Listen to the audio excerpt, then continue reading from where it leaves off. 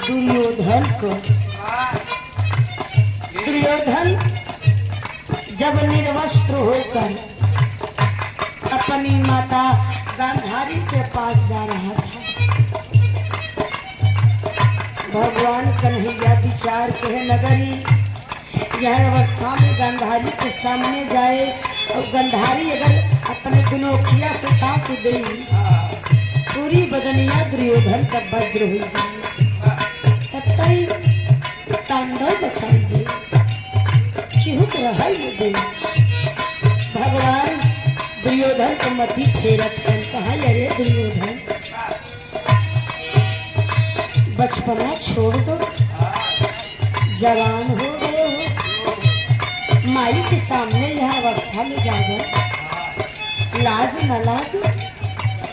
दुर्योधन विचार किया, जिंदगी में पहला बेरी कन्हैया हमारे बारे में बढ़िया सोचे और अच्छा सोचे, नहीं तो माई के सामने आज हमारी बेइज्जती हो जाए। दुर्योधन पहुंचा, पूरा बदन खुला रहा, लेकिन इतने हिस्से पर केला का पाती लपेट के पहुंच।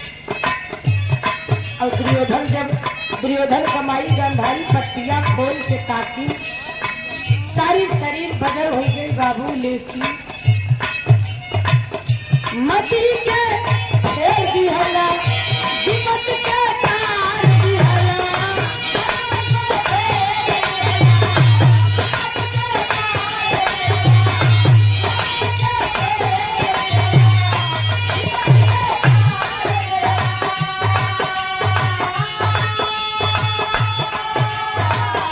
मती दुर्योधन का फेरे, गांधारी के तकबे से शरीर बज्जर हो गई, लेकिन इतना हार मास कच्चा रही। भीम युद्ध करे लगे दुर्योधन से, देहिया पर मारे तो दुर्योधन के देहिया पे जब गदवा पड़े तो वजिया टन टन गदा उछल के बहरे दी, पूरी शरीर बजर रही, लेकिन भीम के नहीं मालूम रहा कितना हार मास कच्चा रहा।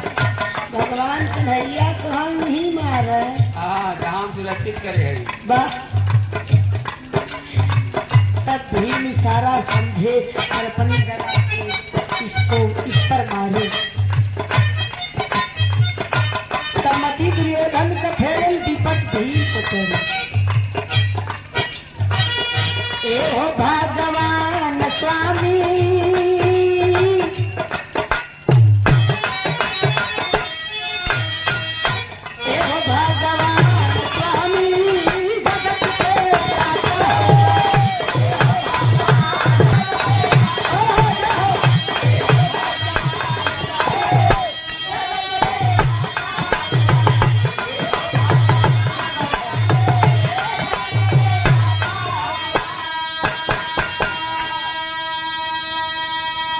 बाबूजी अगली लाइन पर ध्यान दिया, भजन पर का।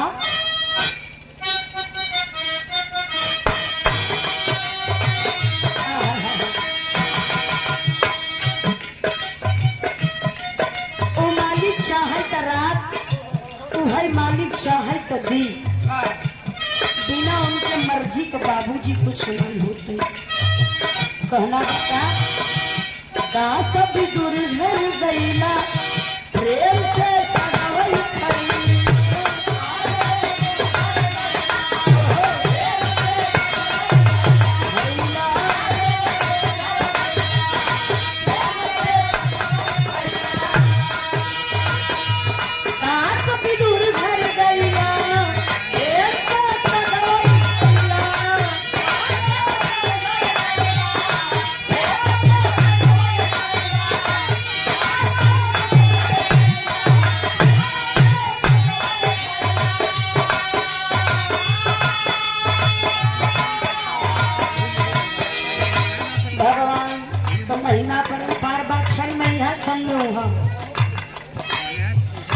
पहुंच गए विदुर का घरे। अब विदुर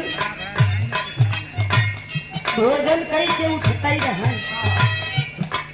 जब ने कढ़ाई में साग बना रहा है, एक तो साग नहीं रहा, कढ़ाई खाली बा। भगवान के देखते तो विदुर सोचे लागे न हमार भगवान अचानक हमारे घरे आई है। अब इनके हम का खियाई दे। अब वही दुआरे नात रिश्तेदार आ जाती तो मेहरारू कितना परेशान हो जाती, कौन चीज लिया कि खियाई पियाई दे। वैसे विदुर परेशान कराही में कल साग नहीं का खियाई नहीं, वो तो भगवान है। वही कढ़ाई में साग लगा रहा।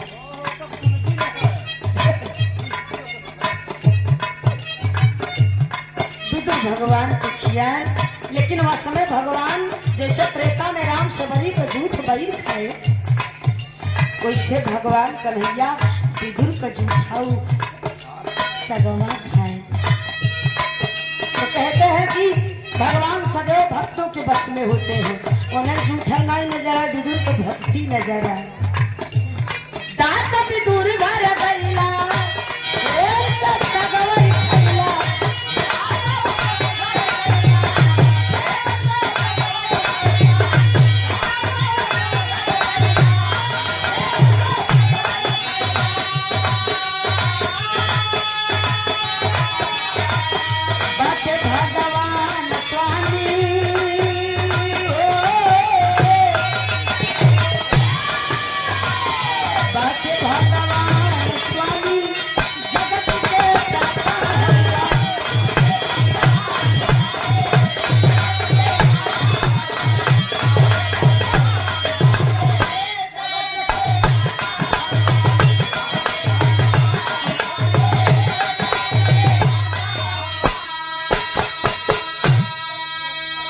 अंतिम लाइन कहना बता भैया लाइन सही सत्ता होले मर्जी से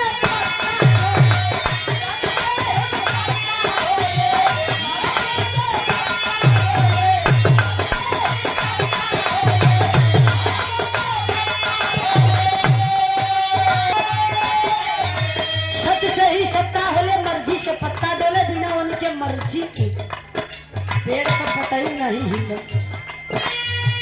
सत्य से ही सत्ता होले मर्जी से पत्ता डोले।